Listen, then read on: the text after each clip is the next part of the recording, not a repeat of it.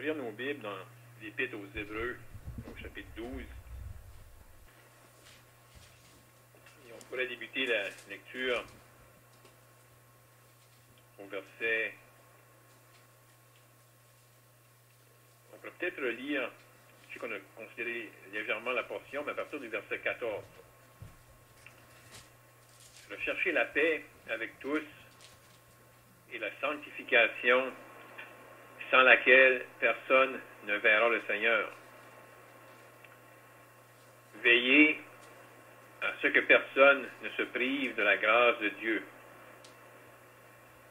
à ce qu'aucune racine d'amertume poussant des rejetons ne produise du trouble, et que plusieurs n'en soient infectés.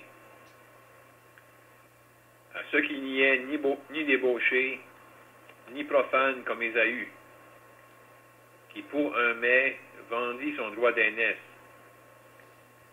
Vous savez que, plus tard, voulant obtenir la bénédiction, il fut rejeté, quoiqu'il l'ait sollicité avec larmes, car il ne put amener son père à changer de sentiment. Vous ne vous êtes pas approché d'une montagne qu'on pouvait toucher et qui était embrasée par le feu, ni de la nuée, ni des ténèbres, ni de la tempête, ni du retentissement de la trompette, ni du bruit des paroles, tels que ceux qui l'entendirent demandèrent qu'il ne leur en soit pas adressé une de plus, car ils ne supportaient pas cette déclaration. Même si une bête touche la montagne, elle sera lapidée. Et ce spectacle était si terrible que Moïse dit, « Je suis épouvanté et tout tremblant. » Mais vous vous êtes approchés de la montagne de Sion, de la cité du Dieu vivant, de la Jérusalem céleste, des myriades qui forment le cœur des anges, de l'assemblée des premiers-nés inscrits dans les cieux, du juge qui est le Dieu de tous, des esprits des justes parvenus à la perfection, de Jésus qui est le médiateur de la nouvelle alliance, et du sang de l'aspersion qui parle mieux que celui d'Abel. Gardez-vous de refuser d'entendre celui qui parle, car si ceux qui refusèrent d'entendre celui qui publiait des oracles sur la terre n'ont pas échappé, combien moins échapperons-nous si nous nous détournons de celui qui parle du haut des cieux, lui dont la voix ébranla alors la terre, et qui maintenant fait cette promesse. Une fois encore, j'ébranlerai non seulement la terre, mais aussi le ciel. Ces mots, une fois encore, indiquent le changement des choses ébranlées, comme étant faites pour un temps, afin que les choses inébranlables subsistent. C'est pourquoi, recevant un royaume inébranlable, montrons notre reconnaissance en rendant à Dieu un culte qui lui soit agréable, avec piété et avec crainte, car notre Dieu est aussi un feu dévorant. Le Seigneur va bénir la lecture de ces Saintes Écritures. Donc, on avait considéré la semaine dernière l'exhortation.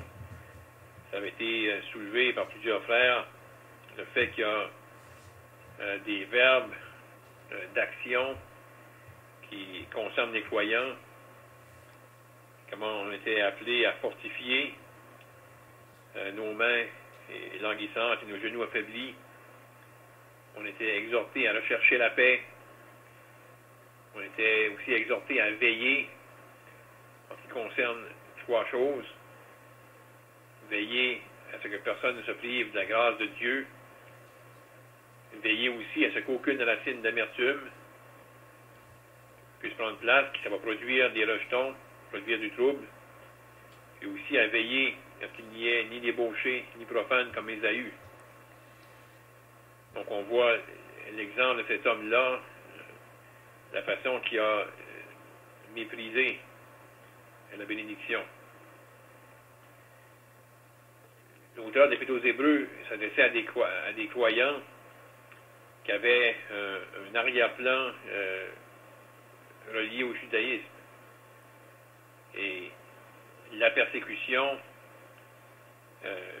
et l'opprobre qui venait de la part des Juifs, les Juifs pouvaient retourner, ceux qui avaient même professé la foi, retourner au judaïsme, puis ils pouvaient faire référence comment Dieu leur avait parlé au mont Sinaï.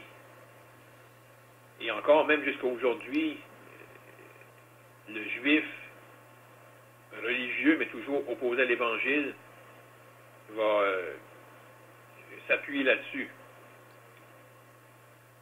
Contrairement aux autres religions, ils vont dire Dieu nous a parlé à nos pères au mont Sinaï.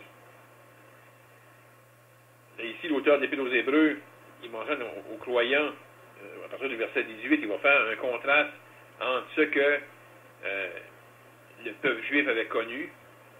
Oui, Dieu leur avait parlé, Dieu s'avait révélé au mont Sinaï, Dieu a donné la loi, et il y avait un aspect terrifiant. Mais là, ici, l'auteur mentionne, vous ne vous êtes pas approché d'une montagne qu'on pouvait toucher et qui était embrasée par le feu. Et l'auteur va vraiment faire un contraste entre, on pourrait dire, la gloire qui est associée à la nouvelle alliance versus ce qui avait été sous l'ancienne alliance. Parce qu'il va, après avoir fait référence à plusieurs points en ce qui concerne le peuple d'Israël, il va, à partir du verset 22, dire « Mais vous vous êtes approchés de la montagne de Sion ». Là, il va énumérer plusieurs choses. Puis, il y a une exhortation à la fin du chapitre face à cet appel-là qu'on a eu. Et le fait que par la grâce de Dieu, on a répondu à cet appel-là. À quoi on est associé? On est associé à quelque chose qui est beaucoup plus sûr, beaucoup plus solide, malgré le fait que Dieu avait parlé à Israël, et il y avait un aspect glorieux à Israël et au peuple terrestre qui avait même connu dans l'Ancien Testament. Mais ici, qu'est-ce qui est réservé pour les croyants? C'est glorieux. Parce qu'on voit à la fin du chapitre, verset 28, c'est pourquoi recevant un royaume inébranlable, montrons notre reconnaissance en rendant à Dieu un culte qui lui soit agréable. Donc les croyants étaient affectés, puis en étant affectés, c'est comme on l'a trouvé dans les autres études, les regards étaient détournés, puis pour un temps, ils étaient affectés même dans cette fonction-là, de rendre à Dieu un culte qui lui soit agréable, avec piété et avec crainte. Leur conduite était affectée, leur fonctionnement dans ce que Dieu voulait pour eux était affecté à cause que le regard était détourné. Mais là, ils sont encouragés par l'auteur de l'Épître. Il rappelle, justement, on peut dire le côté glorieux de notre appel. Donc, il y a plusieurs détails, puis c'est sûr qu'il y a des choses qui sont peut-être difficiles à faire le lien, lorsque ça va énumérer à partir du verset 22 les différentes choses qu'on s'est approché d'eux. Mais dans l'ensemble, on peut voir qu'il y a quelque chose de vraiment plus grand, plus glorieux que ce que les Israélites avaient connu sous la loi, sous l'ancienne alliance. Donc, on ne va pas en dire plus, on peut continuer l'étude et on invite les frères à participer par des questions, des commentaires. On peut peut-être encore, s'il y a encore des choses à dire concernant la fin de cette section-là, du verset 14 au verset 17, les exhortations à veiller. Sinon, on peut poursuivre à partir du verset 18.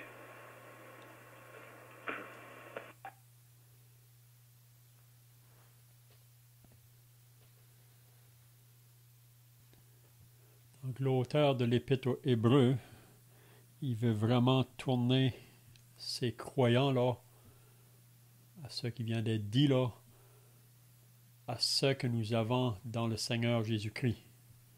Vous savez, c'est supérieur, c'est beaucoup meilleur. C'est ça vraiment qu'il veut souligner dans toute cette épître, vraiment. Parce que il y a des personnes qui se sont détournées, qui étaient là au début avec ces croyants, mais qui se sont détournés pour retourner aux choses physiques ou les choses qu'on peut voir, aux cérémonies. Donc, ils sont retournés dans le judaïsme.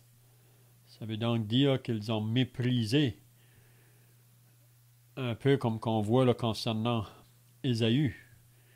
Ils ont méprisé ce qu'ils avaient professé autrefois. Mais on croit que ces personnes-là n'ont jamais été nées de nouveau. Ils ont eu une connaissance de la vérité. Ils ont eu part même au Saint-Esprit qui a fait un travail dans leur vie.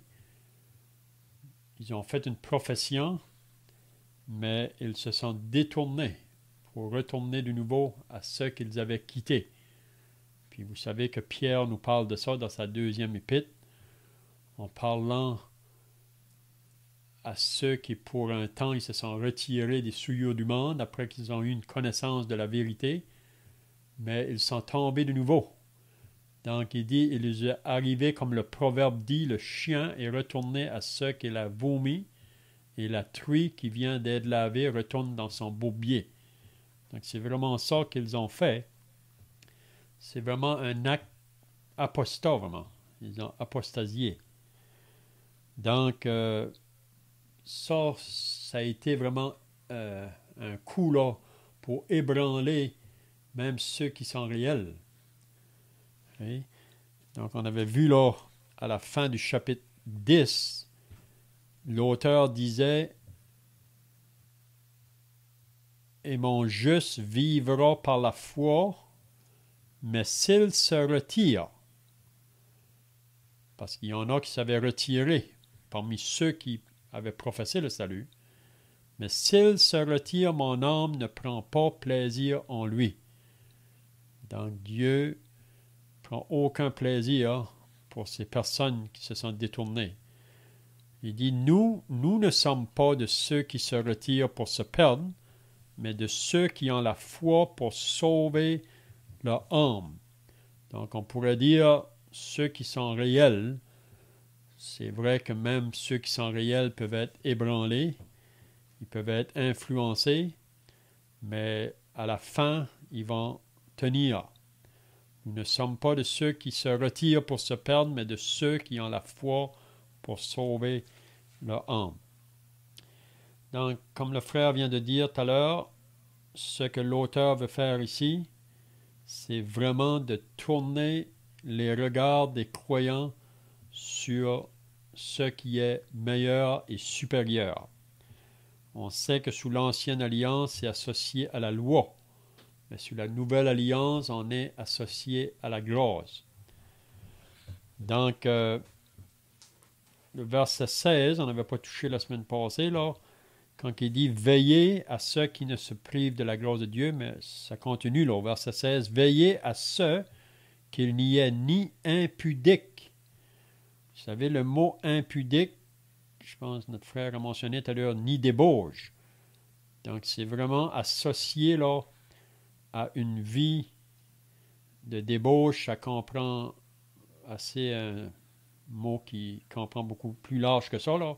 Ça peut être associé à l'adultère, à la fornication, ça peut être associé à l'homosexualité, à le lesbianisme qu'on appelle femme aux femmes. Quand on parle d'impudique ici, ou de débauche, ça comprend tout le péché qu'on peut faire dans le corps. Mais comme croyant, on est exhorté à marcher dans la sainteté, dans les choses qui sont pures. Donc ici, de veiller, parce que ça peut arriver. Vous savez qu'à Corinthe, dans 1 Corinthiens 5, si vous lisez là, concernant cet homme qui vivait avec la femme de son frère, de son père, dans l'assemblée. Puis l'assemblée n'avait pas réagi. Puis vous vous rappelez que Paul a dû écrire aux chrétiens de ôter le méchant du milieu d'eux, parce qu'un peu de levain fait lever toute la pâte. Donc il y a toujours une possibilité que ces choses-là peuvent se manifester encore dans la vie d'un croyant.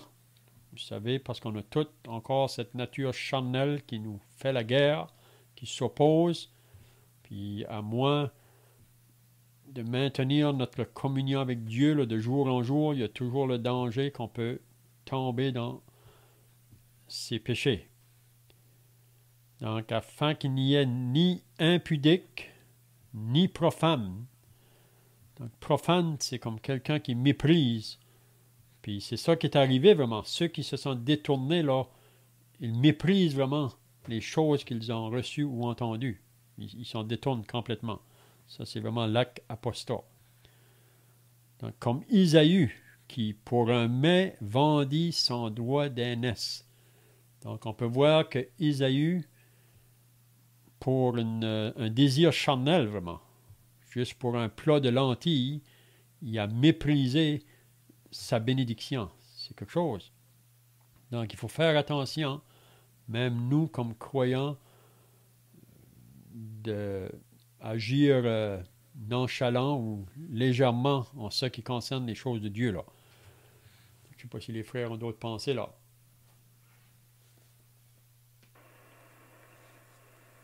Justement, c'est ça le point.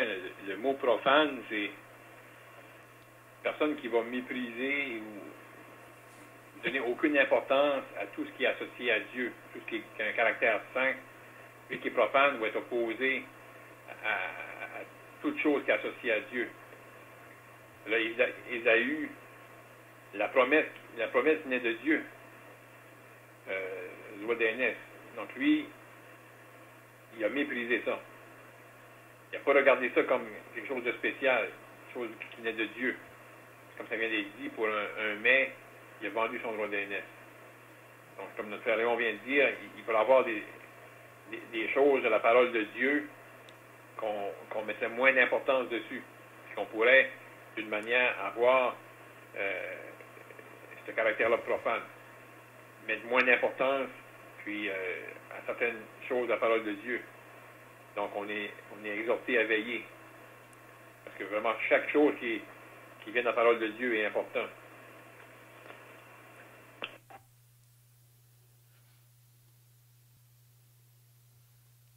Donc, même retourner au judaïsme. Vous savez que le judaïsme, c'est vraiment la seule religion qui a été instituée de Dieu. On sait que ça a pris fin vraiment quand Jésus est venu. C'est un système extérieurement, ça pourrait paraître bien et religieux, mais c'est un système qui était associé à beaucoup de péchés. Vous savez. Donc, si on ne sert pas le vrai Dieu, si on ne glorifie pas le vrai Dieu, qu'on ne lui donne pas la première place, donc on va toujours vers les faux dieux, vers l'idolâtrie. Puis on sait que même le peuple d'Israël, ils se sont détournés du vrai Dieu, puis se sont tournés vers beaucoup de faux dieux. Puis quand on se détourne du vrai Dieu, on va vers l'idolâtrie, puis aussi ça engendre la débauche, les choses associées à l'impudicité. Vous savez, même aujourd'hui encore, quand on visite les gens autour de nous, souvent, ils veulent juste rien savoir, puis la raison, c'est parce que vous savez qu'il y a eu beaucoup de scandales dans la religion, puis beaucoup de personnes associent la religion à Dieu. Et pour eux autres, c'est Dieu. Mais quand ils voient tous ces scandales-là, ils vont dire, si c'est ça Dieu, on n'est pas intéressé. Donc, ils se détournent, puis ils vont vers la vie du péché dans toutes ses formes. Vous savez que dans toutes les religions du monde, il y a eu beaucoup de scandales, de fêtes, puis c'est ça qui fait aujourd'hui que le monde ne veut plus rien savoir. Même si vous lisez dans Romains 2, le peuple juif, ça dit qu'il poussait les païens à blasphémer Dieu à cause de leur éloignement de Dieu. Hein? Donc, ces hommes-là qui étaient des enseignants, des docteurs, ils disaient de ne pas commettre l'adultère, eux autres mêmes le commettaient l'adultère. Ils disaient de ne pas voler, eux autres mêmes volaient. De ne pas servir des idoles, eux autres mêmes. On voit ça dans Ézéchiel au chapitre 8, je pense. Ce qui se passait là en arrière, vous savez. En 9 ans, ça paraît tout bien, religieux, mais dans le vie cachée, c'est une vie associée à la débauche. Donc, ceux qui se détournent de Dieu, vraiment, c'est toujours vers ce chemin-là qu'il va aller. Mais on sait que nous qui sommes nés de Dieu, qui sommes associés à cette nouvelle alliance, on est appelé à marcher dans une vie de sainteté, une vie de pureté. Donc, il faut toujours veiller, parce que c'est comme on a dit, la chair veut toujours nous détourner. Hein? Je vois aussi que le côté religieux, même des Juifs, ceux qui retournaient à la loi, au judaïsme, la façon dont c'était pratiqué à cette époque-là, puis peut-être même encore jusqu'à aujourd'hui, le Juif qui fait ça le fait pour se justifier. C'est de se justifier devant Dieu, mais dans le fin fond, comme notre frère vient de mentionner, la conduite n'est pas correcte. Parce que vraiment, le Juif qui est sincère, en essayant de pratiquer la loi va lui montrer qu'il n'est pas correct, qu'il ne peut pas la mettre en pratique. Comme que c'est dit ailleurs, la loi était comme un pédagogue pour conduire à Christ. Mais donc, à l'époque des premiers chrétiens, puis à l'époque du Seigneur, justement, ceux qui étaient associés à la loi, c'était rendu un système religieux, puis c'était mêlé aussi avec la politique. Puis vraiment, ils étaient loin de la loi, puis loin de ce que le Seigneur, que Dieu attendait du peuple juif. Puis c'est pour ça que le Seigneur lui-même condamnait leur façon d'agir, qu'on le voit dans les évangiles. Puis c'est ça qui est même reconnu aujourd'hui, même parmi les Juifs qui sont sauvés, ils essaient de pointer à ce temps-là, du temps du Seigneur, puis du temps où le Seigneur a été crucifié, comment étaient corrompus les chefs religieux, qui étaient les leaders de la religion, mais qui étaient aussi associés avec le système politique.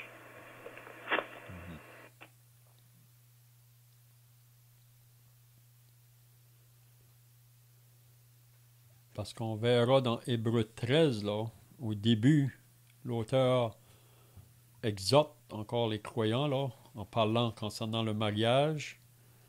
Il dit au verset 4 que le mariage soit honoré de tous et le lit conjugal exempt de souillure, car Dieu jugera les impudiques et les adultères. Donc vraiment, même on lit dans l'Épître aux Colossiens ou aux Éphésiens, c'est à cause de ces choses que la colère de Dieu vient sur les fils de la rébellion. Et c'est toujours à cause de ce péché-là. Okay? Donc, c'est comme j'ai dit tout à l'heure, quand on se détourne du Dieu vivant, on va vers l'idolâtrie et on va vers la débauche, une vie dans le péché. Donc, on voit ici au verset 17, pour Ésaü qui a méprisé son droit d'aînesse, plus tard, il a voulu le recevoir, mais ça dit que son repentir ne put avoir aucun effet. Donc, c'est la même chose que ces personnes-là qui sont tournées dans le judaïsme. Peut-être qu'un jour, ils vont vouloir crier à Dieu ou vouloir se détourner, mais il est trop tard pour les autres. Parce que quand on fait un acte d'apostat, là, il y a plus de... on ne peut plus revenir. Hein? C'est vraiment le péché qui mène à la mort, c'est ce péché-là, l'apostasie. Hein? Donc, je ne sais pas si d'autres frères ont des pensées, là.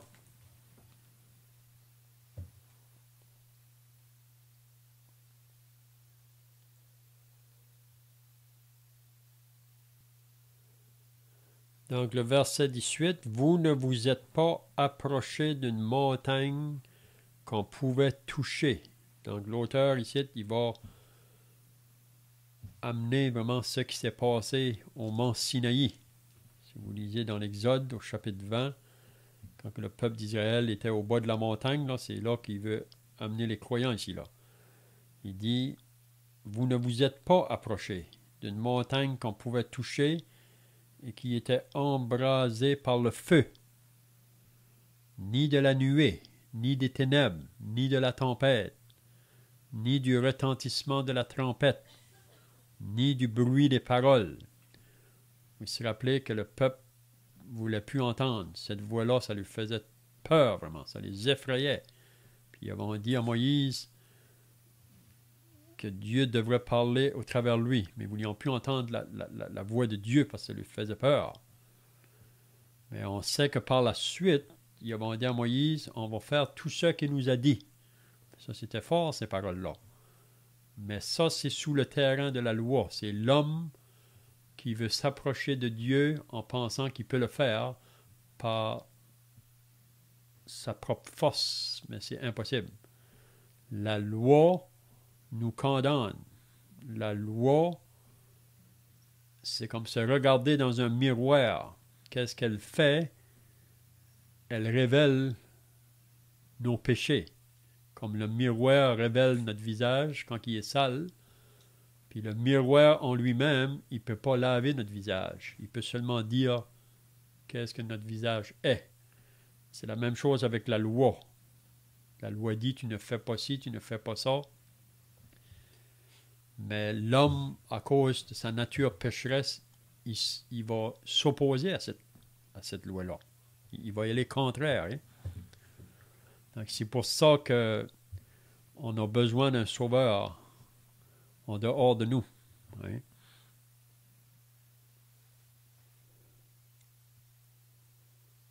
Même le verset 21, Moïse, ça dit, « Et ce spectacle était si terrible que Moïse dit, je suis épouvanté et tout tremblant. » Donc même Moïse, celui qui était un médiateur pour le peuple, celui qui parlait au travers de Dieu au peuple, là. Mais même lui, il dit, je suis épouvanté et tout tremblant. Est-ce qu'on peut dire que la loi, vraiment, ce que ça fait, ça révèle nos péchés, mais aussi ça nous met sur la condamnation, ça nous met sur le terrain de la mort et de la crainte et de la peur. Hein? Mais c'est complètement contraire sur le terrain de la grâce. Donc c'est pour ça que l'auteur veut nous faire comprendre que sur le terrain de la grâce, on est beaucoup plus élevé. C'est beaucoup plus supérieur. Hein?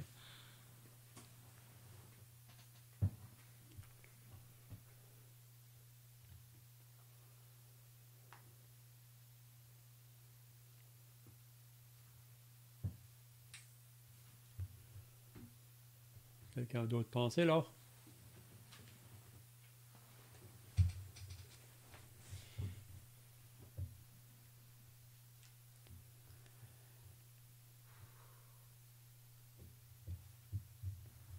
À propos de la montagne, dans Exode chapitre 19, là, l'Éternel a dit à Moïse, empêche le peuple de monter, puis de regarder. Parce que l'Éternel, on sait qu'il n'y a personne qui pouvait le regarder, il n'y a personne qui pouvait le voir. Parce que l'Éternel était sur la montagne. C'est pour ça qu'il a averti au peuple. Empêche-les de monter puis regarder. Parce qu'il y en a qui auraient voulu se précipiter. Il y en a qui auraient voulu se précipiter pour monter sur la montagne. Mais il a été averti parce que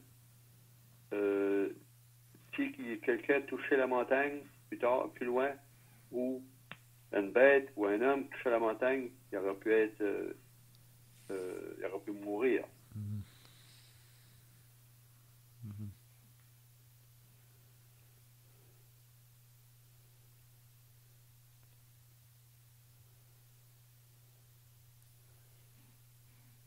Verset 21, qui dit, ce spectacle est si terrible que Moïse dit, je suis épouvanté et tout tremblant. Parce qu'on sait que Moïse a monté, lui, il a parlé avec l'Éternel. Mais pourquoi qu'il dit ici, je suis épouvanté et tout tremblant? Est-ce qu'il parlait du peuple qui était là, au pied de la montagne?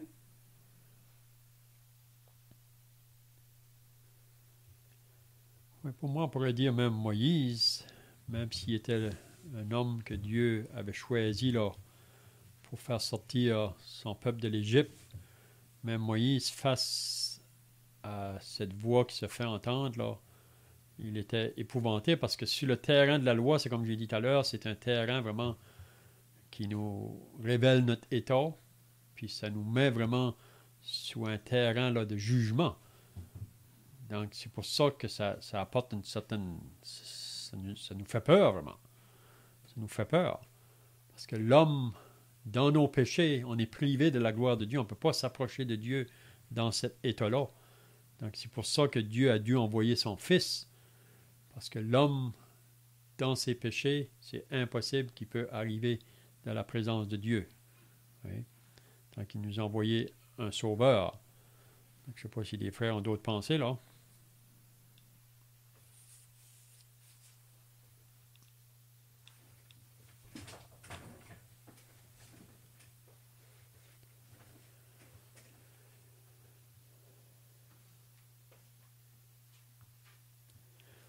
Parce que le verset 22, là, en contraste avec la montagne du Sinaï, en contraste. Là, il dit, mais vous, vous êtes approchés de la montagne de Sion. On pourrait dire la montagne de Sion, ça nous représente le Seigneur Jésus, vraiment. C'est la montagne ou le terrain de la gloire. Oui? Donc, on peut dire associé à cette montagne-là, pour celui qui a cru au Seigneur Jésus-Christ, il n'y a plus de condamnation maintenant pour ceux qui sont en Jésus-Christ. On est accepté de Dieu. On n'est plus les ennemis de Dieu. On est maintenant accepté de lui, justifié. Hein? Étant donc justifié par la foi, nous avons la paix avec Dieu. On n'est plus en guerre. Il y a une réconciliation qui a pris place. Donc, vous vous êtes approchés de la montagne de Sion, donc le terrain de la gloire, vraiment. De la cité de Dieu vivant, la Jérusalem céleste, des myriades qui forment le cœur des anges. Donc, on est vraiment associé avec tout ce qui est céleste, puis même qu'on a un accès à ça. Vous savez, sous la loi, on peut pas arriver là. Hein?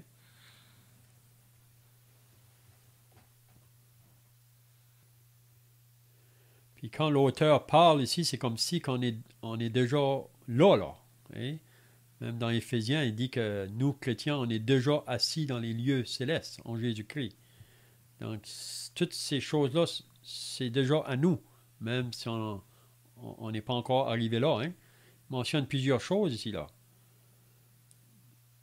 Des myriades qui forment le cœur des anges, de l'assemblée des premiers-nés inscrits dans les cieux, du juge qui est le Dieu de tous, des esprits des justes parvenus à la perfection, de Jésus qui est le médiateur de la nouvelle alliance, et du sang de l'aspersion qui parle mieux que celui d'Abel. Parce que le sang d'Abel appelait vengeance, hein, contre son frère Caïn. Mais tandis que le sang de Christ, vraiment, il nous amène un pardon, il nous réconcilie vraiment avec Dieu. Donc, c'est un appel, si on peut dire, le sang de Christ nous amène à la bénédiction.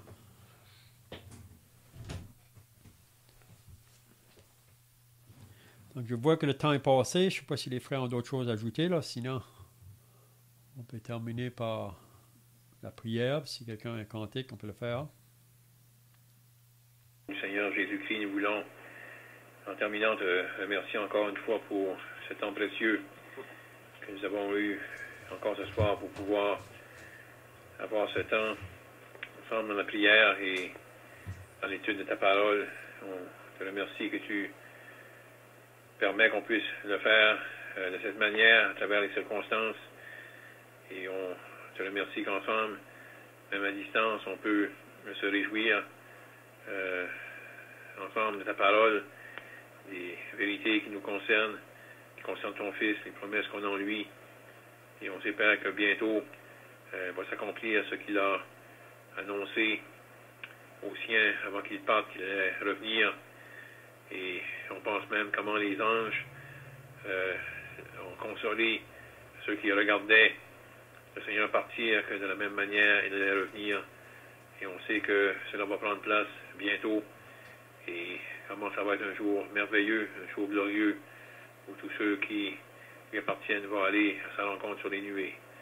Et on veut, Père, te prier que, en vue de ce jour, ceux de nos familles qui manquent toujours à l'appel, ceux qui nous entourent, il y en a plusieurs qui sont dans leur péché. Et on veut te prier, Père, qu'on pourrait se réjouir d'en voir d'autres sauvés. Et on veut donc te prier que tu puisses bénir pour nous ta parole, qu'on a considérée, qu'on te prie qu'on puisse recevoir l'exhortation de veiller et d'avoir nos regards sur ton Fils, comme qu'on est exhorté. On te prie ces choses, Père, au nom du Seigneur Jésus-Christ. Amen.